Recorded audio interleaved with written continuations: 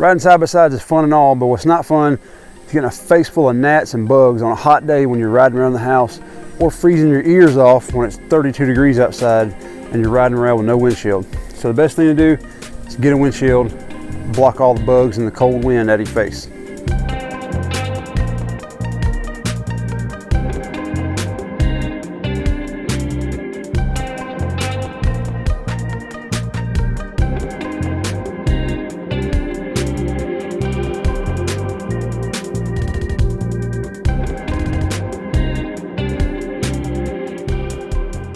So we picked up this Polaris Ranger about a year ago. It's a 2008 model.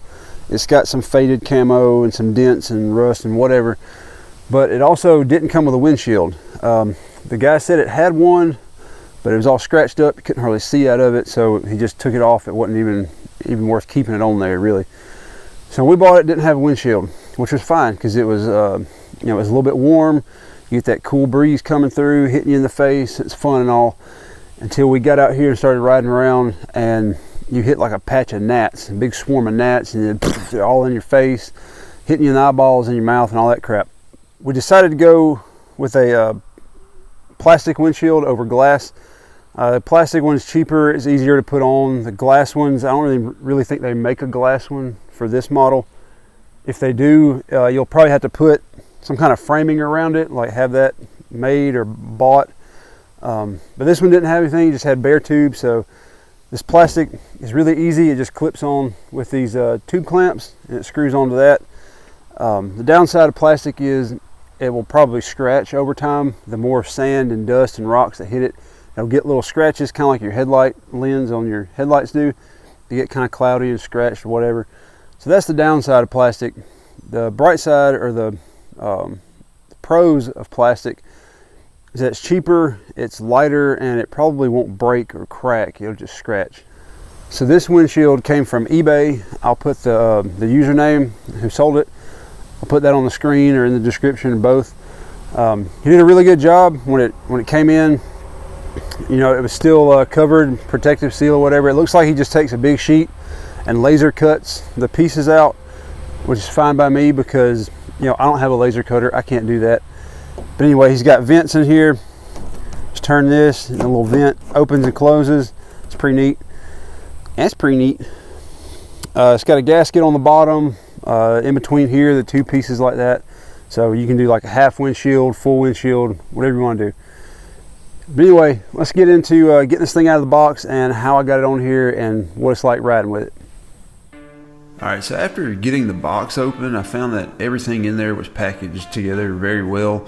The pieces, the top and the bottom windshield, you know, they still had the protective coverings on them. All the gaskets were out nicely. The parts were packaged in a little Ziploc with some instructions.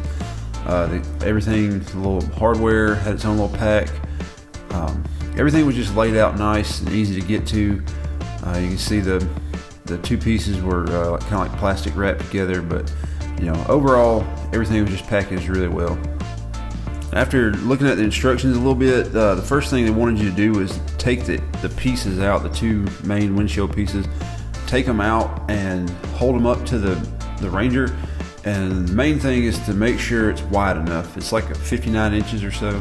So you just want to make sure the windshield actually fits the bars of the frame of the Ranger on the top and the bottom before you, because it says if you do that and it doesn't fit and you haven't messed with the protective film, you can repackage it and send it back and get it fixed, or you know, get the right one delivered.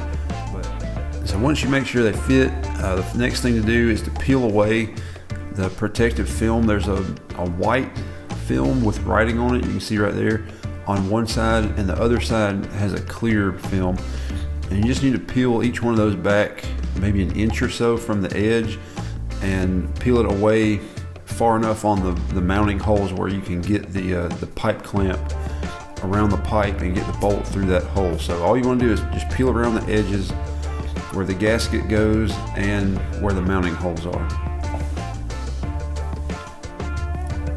So after getting the bottom kind of situated with the gasket on the bottom that goes across the hood, get it situated, get the four pipe clamps mounted.